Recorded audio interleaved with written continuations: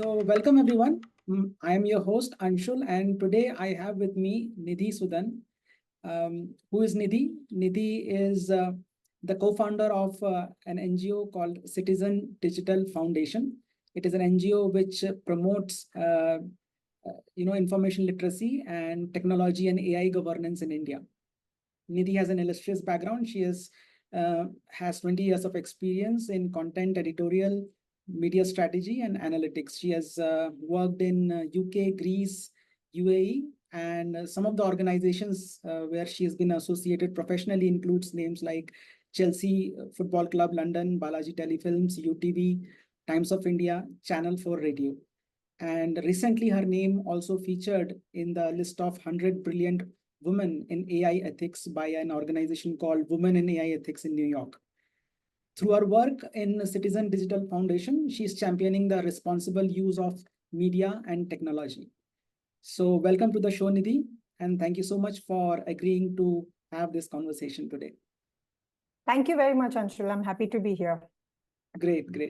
So maybe we could start with defining few terms which we will probably be using more in this conversation, things like privacy, online safety, tech governance, and information literacy. Maybe a short context as to what we are going to talk about, and how do you do these things?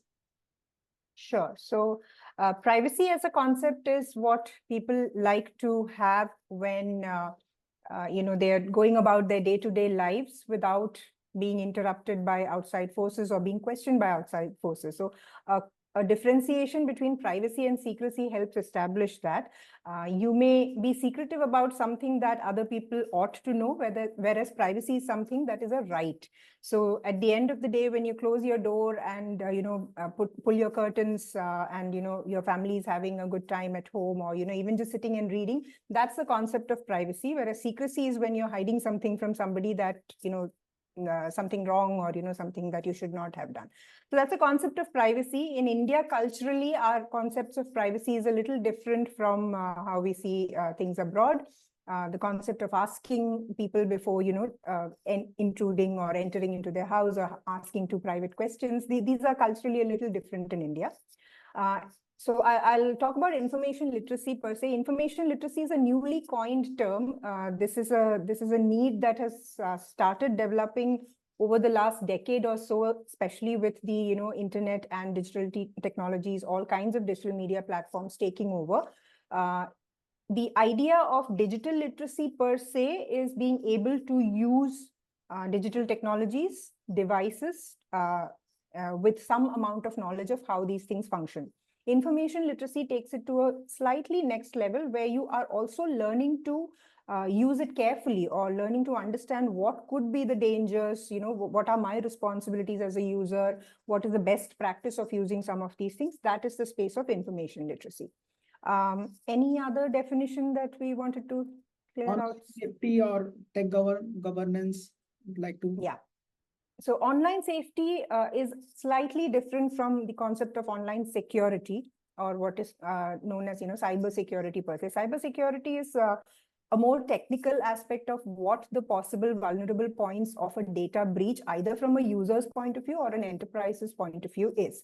Whereas safety is aspects that go beyond the technical vulnerable touch points. It can include aspects of what kinds of bad actors are out there, or what kinds of manipulative aspects there are in the platforms that we use, that we need to protect ourselves from, and our children from, and vulnerable communities from. So safety goes beyond the aspect of just security.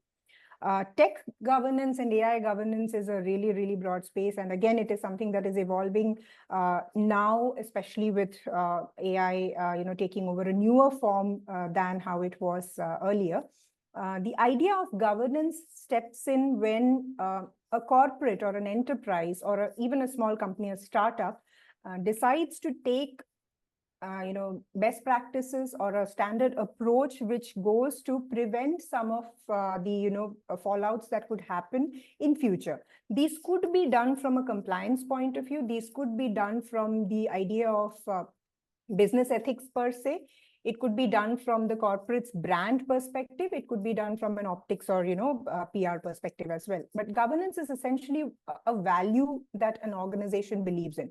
And that is from the corporate and, business point of view. From a government point of view, or, regulators and policymakers point of view, the idea is that anytime a new innovation happens, the capabilities of those innovations decide the consequences or the scale of consequences that could, appear once these technologies are deployed. So then it makes it pertinent that regulators make sure that these technologies benefit all people equally than causing harm to somebody and, only benefits to a few people. So that's the idea of regulators and policymakers stepping up to say that this is how we can get optimum advantage of a new innovation by governing it to ensure that it has all the necessary guardrails and, protocols set in place for maximum advantage per se. So I hope I've addressed that. Thank you so much for that. So in preparation for this talk, I was just going through Citizen Digital Foundation's YouTube channel, and some of the videos were very informative. And the one which in particular caught my attention was a video on social innovation and the mainstream innovation, right? And I think that's kind of the place from where this whole idea of the need for governance, the need for information literacy comes, it comes from there. So maybe you could just talk a little bit about that, because that will set the stage for why actually we need the governance. Sure. So we have been trying to demarcate the, or in fact, bring to attention that social innovation, the concept of social innovation should not be really different from what mainstream innovation is all about. So I use the analogy of industries, for example. So during the Industrial Revolution and even, our own adoption of industrialization, we have made sure that all mainstream innovation is tapping into the benefits and advantages of what industrialization could bring. But at the same time, some of the fallouts, which are typically what we refer to as negative externalities, are often written off because they don't really reflect on the books or books of accounts of these organizations that are employing these newer technologies within industries, for example. So in that process, if we take industrialization, for example, it would have led to malpractices in labor, and exploitative labor practices, things like pollution, things like affecting the rain and water bodies and air and things like that. So when those are elements that don't reflect on books, you typically see social innovators step into that and address those issues at the surface level. So what people do is then we'll see activities like beach cleanups, for example, or, people who are trying to make sure that a city particularly does not look a lot like garbage and, there are aesthetic aspects of it. So this often is a reactive approach to what could have been prevented or mitigated in the first place, which is why the ideal approach is to go with mainstream innovation, which is responsible, so that you don't have these fallouts in the first place. And of course, you can't prevent all fallouts. There would be some fallouts, but at least a governed and a responsible approach will ensure that you are not leaving behind a trail of destruction and damage and fallouts, which then social innovation is responsible to pick up. So that would be a reactive approach, which is why we always say that with technology, with digital technologies especially, what we can do is if we incorporate good governance practices into how we develop new technologies, then we won't be causing a lot of those harms that then you leave for social innovation to pick up. So these are not two parallels that should run like that. Instead, they should be part of an integrated approach. So that's the idea. Right. I've just started reading this book called The Third Way by Rahul Matthan, and I'm just on the first and second chapter. In the first chapter, he names it as the data revolution, right? And maybe that's he's alluding to the idea of mainstream innovation, wherein it is driven by convenience and how much easier our life has become and all the technological revolution. But in second chapter, he names as the devils is in the data, and then he goes into the idea of why, how, and the havoc which is causing unknowingly, and that's where the angle of social innovation comes in, right? So that's an interesting one, right? Maybe we could just go back a little bit about your experience. How did you come to start Citizen digital foundation. And was there any specific instance or any story which actually moved you to start it? I would say a bunch of things led to what Citizen Digital Foundation was conceptualized as. It's not possibly one thing or one instance. I have been in the media for about 20 years, and I worked primarily in content space and editorial space. So it was all about creating either audio content or visual content or advertising content, which would influence people to do something. Either tune in and listen, or buy a product, or watch for longer hours. So these were all being done in traditional media scope, where the idea is that people should be entertained and be given what they really like to see or hear as such. So over the years, I developed a deeper understanding of the power and influence of media and what its fiduciary role is. So media per se, like technology, is what is often referred to as a generator function, which has the capability of influencing systems of healthcare, business, education, everything. And same with technology, it can also influence all these aspects. So these are two pillars that can either approach things in a very responsible way, or they can approach things in an extractive way. Now, no business or no technology intends to approach things in extractive ways, but the warped incentives that often lead to these things is where the direction sort of changes, and then we see that, okay, when the metrics are performing really well, we see that, okay, this means more money is coming in, or this means my startup's valuation is going up. So then we often lose sight of where the goal is. So these kinds of understanding, and then further education that I did after doing my media work, I went and did an MBA, which was very focused on digital media businesses. And I did a bunch of projects, and I ended up digging up so much dirt on how digital media's operations are, that I thought that it makes sense to kind of now talk about these things from the career stage that I am in to people in India. And since I did this in UK, I was having a conversation with my lecturers, and they said, you should be doing something like this here. So I said, UK has GDPR, UK's citizens are fairly critical about their engagement with online media. Whereas in India, at that point, this was around 2020 when the pandemic was also going on, and people did not really fathom the gravity of data privacy and what the consequences could be. So on one hand, we are having frauds and scams. On one hand, we are facing issues, but we're not able to connect it with how technology could have a role in this, or how the employment of technology really has a role in it. It's not the tech per se, but it's possibly the people and the incentives that drive these issues that lead there. So that's when I came back and I said, this needs to be done in India. And I thought, starting off a nonprofit in that space and talking about it would immediately, get light bulbs going off.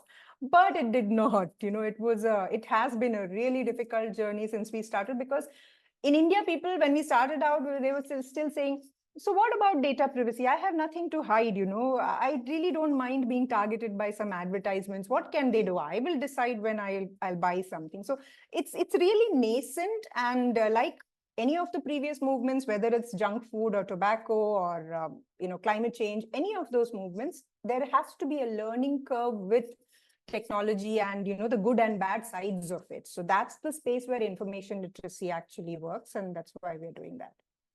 Right. So recently I read somewhere that before in India, the Aadhar project started sometime in 2008, 2009. And once it was achieved, I think one of the claims around that was that no other country has been able to do it at a population scale, not even in advanced countries. And what I learned was even UK, it was tried, and it's not that they were not able to do it. It was just that because of the privacy concerns, they, being a liberal economy, they did not want to do it. It's not that they could not do it. Of course, if they wanted to, they could have done it. So that's where this difference of people's attitude towards privacy. UK being a liberal economy, advanced economy, the citizens there are much more, at least relatively, much more aware about the future consequences of being casual about their privacy. But in India, I think, as you said, the cultural thing is also there. But of course, the long-term repercussions of it will slowly appear. But I'm sure that's where your work comes into, educating people that what is it that's not visible right now, but what could go wrong if we don't pay attention to it, right?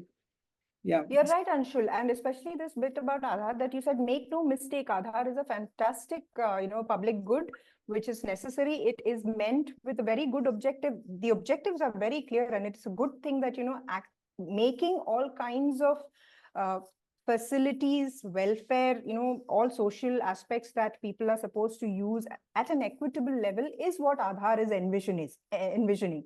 And the idea, the concept is definitely, hallowed as such. The issue is only when such public goods are implemented in an ecosystem where there is no regulation for privacy. Right. So then those lines get encroached. Right. That's where the problem is. So all these digital rights organizations like ours are what they're calling for is essentially a balance of it. It's not that they're saying no, Aadhar is not good. Aadhar is good. But you tell me, Anshul, when you go to a shop and when you buy something and they or book a hotel ticket and they ask you for your Aadhar, do we even, as people who have a little bit more knowledge, do we even ask why Aadhar? Yeah, I can give you my election card or any driver's license or something. We just follow the norm, right? Because it's just culturally accepted and everybody is doing that. Yes, yes. Aadhar card photocopies, Xerox copies of Aadhar card are like lying in thousands and millions all over the country. I mean, people are so casual about it. And sometimes when you watch these Bollywood TV series or Hollywood TV series and Hollywood movies, there at least I have not lived in US, but what I understood by watching these movies was that when somebody says, I know your social security number, it's a big deal. You are not supposed, nobody's supposed to know your social security number. And forget about there you go. That's right. the digits you are not supposed to know. That's the kind of consciousness they the attention they have about privacy and their social security number. So I was I have a very good friend who is a security expert, and he is quite aware of all these issues around Aadhaar, that why people take it so casually. And he was talking about that when he printed a copy of his daughter's Aadhar card, he actually printed a masked copy of it. And then the school Exactly. asked for a copy of Aadhar card. And when he gave it, they said, why is it masked? It's not supposed to be masked. I mean, so first of all, the school was not supposed to ask for an Aadhar card. And then even if it was given, they're like, you show us the Aadhar number. Anyways, so even, I mean, 6 months before, even I was not aware of all these things, right? I never thought about these things with such angle. But once I came into the world of public policy, these things started becoming more clear to me. And so what I wanted to jump onto next is, as part of your work, right? What are the stakeholders that you engage with? Who are those stakeholders? So we have quite ambitiously taken on the three Samaj, Bazaar, and Sarkaar as our stakeholders, but it is quite ambitious. We're not a think tank. We are a civil society organization, but what we're trying to say is our ethos fundamentally is that we don't want to just put band-aids on wounds. We want to address the root cause. And if the root cause means structural changes, then we have to create information literacy among end users of digital technology. That is your Samaj. B, we have to create accountability or talk about accountability or bring awareness about what the accountable practices are, especially, AI or tech governance per se, among businesses, startups, and people in that space. So at least people say that, okay, even if we don't have a regulation or DPDP just forming, Digital India Act is just coming up, it's still not ready. So why should we follow? There is no compliance requirement. At least we talk about, what are the bottom line, advantages that are going to be if you take a governance approach, and what could be the fallouts in future if you are not accountable about your practices right from the start. So that is a second stakeholder. The third stakeholder is government or policymakers, whoever is within our reach. So since we operate in Kerala, we try to reach out to the government here and talk about, of course, there's no inherent policy making at the state level, but at least when they, set out practices that involve data, citizens' data, we try to advise them about the best practices in governance of data. So these are the three stakeholders, and we believe once we're a very small entity to be able to take on a large system like that, but at least if we set off small movements And if other movements kind of get the hang of it and then they latch on, then then it would become a very powerful citizen-centric movement where people start questioning and demanding accountability from both business and government. So that is the objective of CDF. We won't be able to cure everything, even in the next 10 years. And I sometimes say that even in my lifetime, it may not happen. But if we are able to set forth more movements where people are demanding their rights. For example, in food, we now see a few influencers who have made it a powerful movement that citizens should read labels. Right. And then citizens start demanding, and so much so that the Supreme Court has actually passed, recent verdicts on how some of those health drinks cannot be named health drinks. They should be called that, alternatives to nutrition or something like that. So it's only when people demand some of these things that, systems change. So unless there is awareness, it won't happen. So these three are our key stakeholders: Samaj, Bazaar, and Sarkaar. Right, right. And this whole idea of citizens being responsible, in popular culture, usually the responsibility, it is assumed that the responsibility of a citizen ends with on the day of the voting, right? They show off their their marked finger, and then they say, this is my duty, and I have done my duty. But that's actually that's not even beginning of your duty, right? You could very well not vote, but then these are some of the things that you should be responsibly thinking about, and that's what a responsible citizen means. They shouldn't. I mean, people should. And so one of the books which I really influenced my thinking on this was Rohini Nilekani's book Samaj, Sarkaar, Bazaar. Right, although it's a collection of articles, but when I read through it, it really, the whole idea of citizen being responsible for almost everything. Forget the only two things citizens should not, should be blaming government for is the national security and maybe few other issues like law and order, right? Apart from that, for everything, the default approach should be that I am responsible for driving a change, which made a lot of sense to me. I mean, so. Yeah. Fantastic, Anshul. In fact, what I was thinking of was, again, a lot of examples come to our mind. Even the reason why, despite knowing that citizens, before they start demanding their rights, should also know what their responsibilities as citizens are, often gets sidelined because everything in the market per se is catering to our most easiest, most convenient, convenience-driven approaches to life. So whatever is making my life easy is what I'm opting for. So in that mindset, it often, so responsibility becomes or takes a backseat often, right? So which is where it's a marriage of these three entities is what even, Rohini Nilekani and her entire work kind of focuses on. This is, for example, when you see an accident on the highway, we all rubberneck and see kya hua. It's a primal instinct because we want to either see how bad the damage has been, or how can I be safe, or how can my children be safe. But does that mean that all of us like to see accidents? So in the common philosophy of what, let's say media serves us is that people like to see accidents, people like a certain kind of content, so we are serving them that kind of content. So that would mean that the highway police and everybody should get into serving more accidents on the highways. That does not happen. That's where we take a call that although people are rubbernecking, that's not what they want to see, and we need to think of a higher order thinking and prevent accidents. So this approach is what often kind of, leads to a movement where even people become aware that, okay, I am rubbernecking possibly because I need to be more safe when I am driving. That learning curve is what you are rightly pointing to. There is a responsibility, but something has to trigger for us to, snap out of our reveries and think about, okay, I need to be responsible now. So I feel, that's a take that I take from what you said.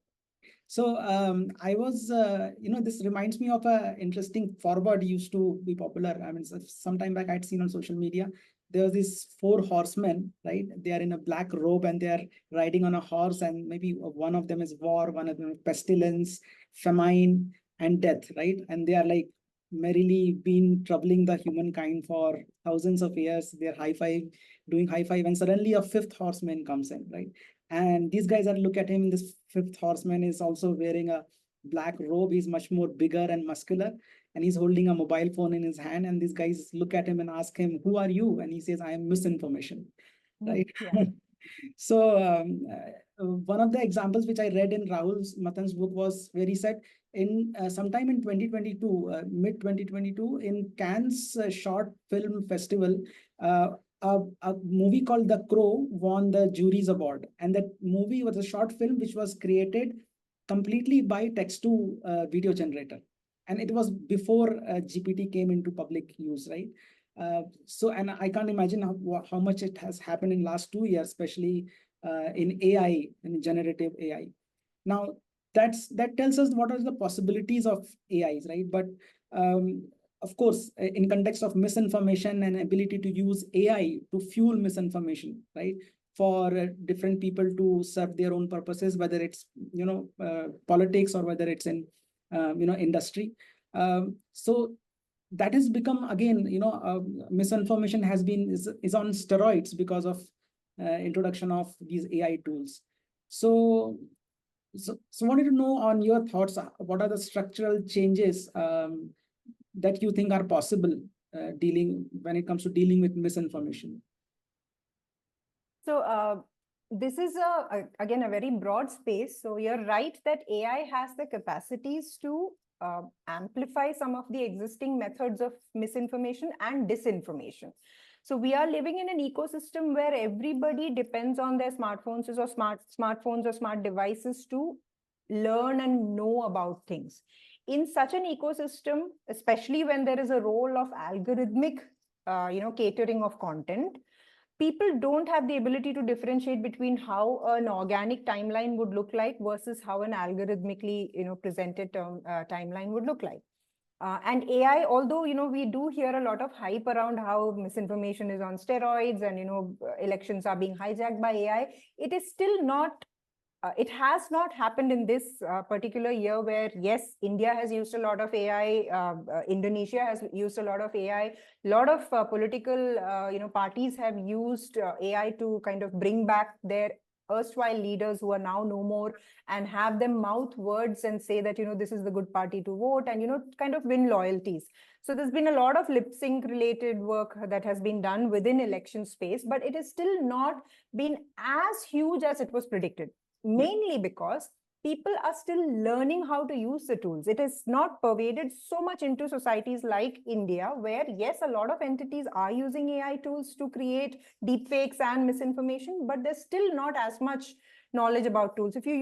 We interact with so many young startups and organizations where we ask, but, do you know how to use these tools? A lot of them are using it at a very nascent level.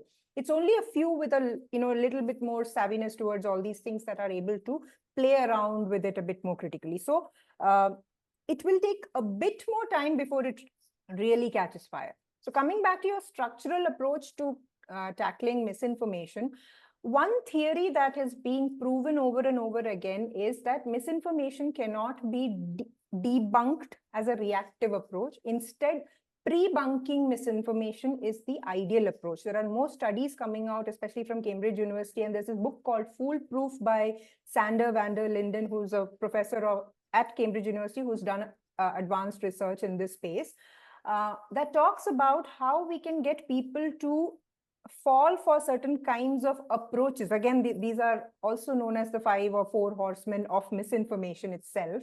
These are the approaches that are given to people, and when they realize where exactly they are falling prey, they start becoming a bit more inoculated or vaccinated towards, more new kinds of information. So take an example, Anshul. If you have received a fraud call, this morning even I received a fraud call. If you've received a fraud call and you share it with your friend, ki yaar, this has happened today, then that person's, immunity towards similar fraud calls goes up. Right. As opposed to somebody who has no idea. So the inoculation approach is something that is being said. And the other thing is, of course, fact checking is another reactive approach, which once a false news is out there, a lot of fact checking organizations step in and then they do their verification and research, and then they put out the real news, which is again reactive. And the problem with fact checking is that, and it's not wrong, it's much needed and it's a very, very important step, but there is an issue that false news travels faster than true news, right? Because it is more sensational.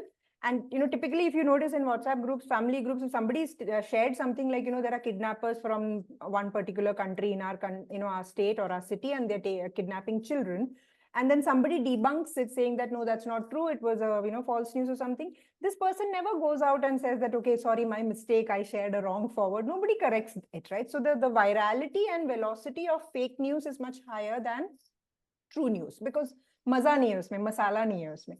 So that itself is the problem of any reactive approach. But we need several reactive approaches to tackle the disinformation that's already out there. However, structurally educating people, once again, it goes back to information literacy, making information and media literacy part of school curriculums. Just like education itself was a movement at one point, media literacy should also become part of curriculum, so people know and people are inoculated towards these kinds of things that can come up. Right. Which kind of means that, as you said, pre-bunking, that means you actually create an awareness beforehand, right? You educate people so that they don't react to specific instances of misinformation, but they actually learn that what technology can do and what are the patterns around it, right? And what our own biases are, how we fall because of our biases, because of our judgments and conditioning and things like that as well. So one of the things that I, again, going back to what I read in Rahul's book was when the when this Data Privacy Act was being framed, I think the first draft was created by Justice B.N. Sri Krishna. And he mentioned that, when they started framing it, first thing they noticed was that in the European and Western countries, the way the terminology they would use for data privacy, like the person whose data is being gathered, he would be called the data subject. The person, the entity which is actually storing the data, it's called the data controller, and the one who is processing the data is called data processor. But when they started doing it for India, they said, the last time the citizens would looked up on as subject was in British Raj, right? So we don't want to call our people as subjects. So the first thing they changed was the nomenclature. They said, we won't call it data subject, we'll call it data principal. It won't be data controller, it would be a data fiduciary, because he's the trustee of the data. So that was a very good, what do you say, it was very refreshing and very optimistic beginning for how the Data Act would actually turn out to be. But what I've learned after that is, of course, what was finally the act which came out was quite different from what was proposed in the first draft. Now, using that as a backdrop, and then your interaction with the state, with the government stakeholders, what has been your experience and where do you see the challenges, specifically in context of your interaction with the government stakeholders? Sure, Anshul. So since I don't have a law background, I just do my readings like you do as well, because it affects a lot of our work. Our understanding and our summarizing of all these things depends on how they will play out and what the impact of these could be for the work that we do, and whether they mean that, it will facilitate a safer environment for everybody, or whether it will still be, still have loopholes. So you're absolutely right. The nomenclature makes a lot of difference, especially when we understand, the power of language in doing these things. And there's this whole irony about the term data fiduciary. The fiduciary aspect of a platform where there is a certain responsibility that they have, or a certain accountability that they have towards the data principle and all the data itself is quite loaded, but somehow the act does not guarantee it through the process of how it's written, because there's a lot of vagueness in a lot of terms and clauses that are there.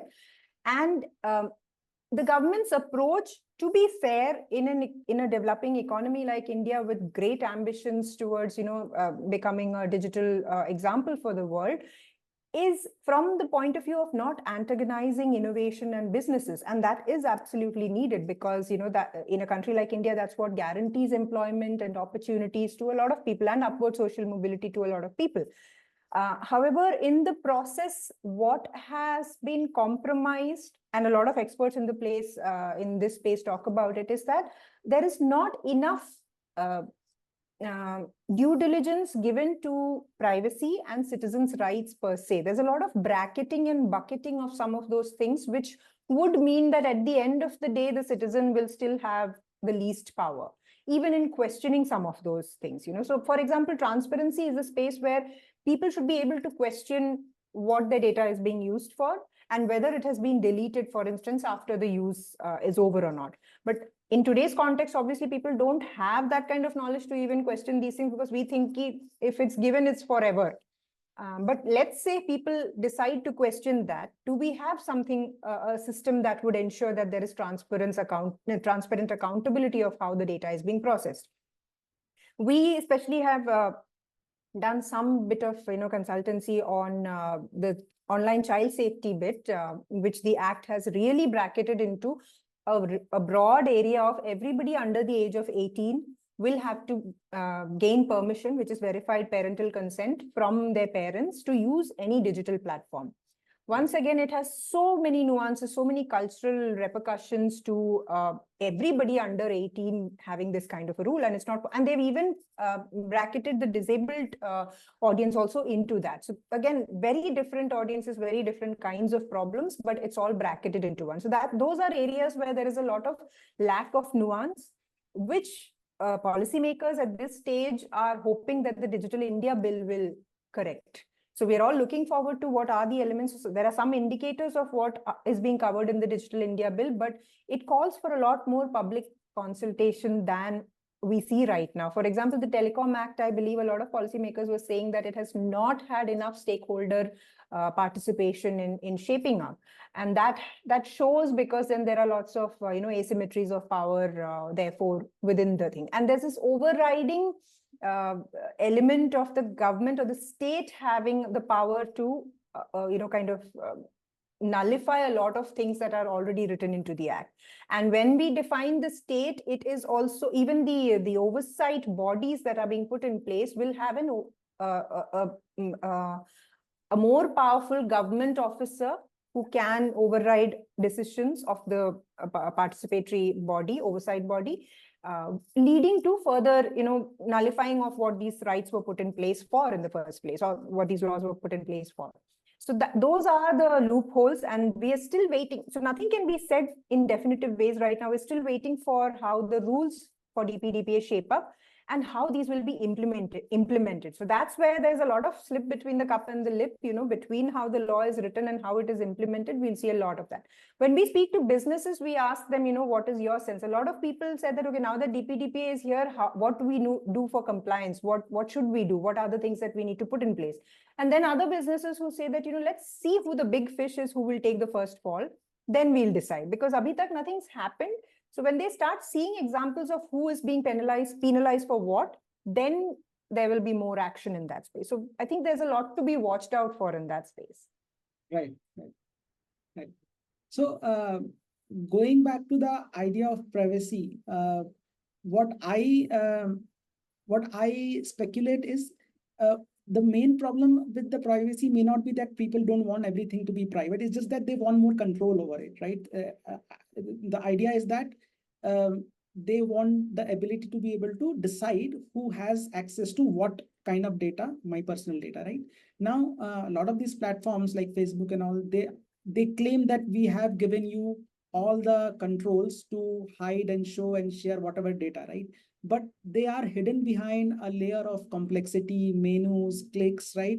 And even for a techie person, right, it's really difficult to go through that maze and find out what is it that visible to the world, what is it that visible, what am I sharing, what am I not sharing. So the challenge which I see here is that how do you educate, or how do you educate people, even to people to take that decision about privacy? What do to take control? They need to know a lot of things, that what is it that is risky to share, and what is it that I should not be sharing by default, and what is it that is safe to share. So have you thought about that? Has that aspect come into your work when you're talking to people? So when this is part of our media literacy and information literacy sessions, but we take it from the pain point perspective. So if we go out and say that, these are the best practices you should be doing, people don't have the time or bandwidth to remember and, practice these things. So we ask the room, whichever room we are in, we ask the room, what is the biggest pain point that you face online? What is a hindrance in your smooth online experience? So some people, if we were talking to parents, they'll say that it is, my child getting harassed a lot or bullied a lot, or, the safety of my child. If we are in a bureaucrat's room, they might say that, aspects of fake news or fraud is an issue. If we are among general population, they might say a lot of scams are happening and these are the issues. So based on that, we say that, do you know how this pans out? Did you know that the innocuous click or like or, an emoji that you shared could lead to this if you are not careful about what you click on and what you, interact with online? We all think, we are doing these things in our most private moments.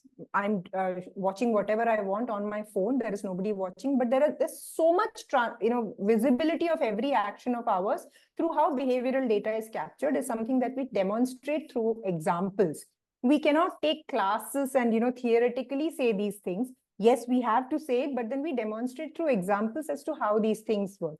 And trust me, we use a lot of gifs and memes to kind of, establish these things, because that's when emotionally we connect with people. And that is, at the end of the day, the best form of connecting and explaining certain things. When there is emotion involved, people are like, yeah, I get what you're talking about.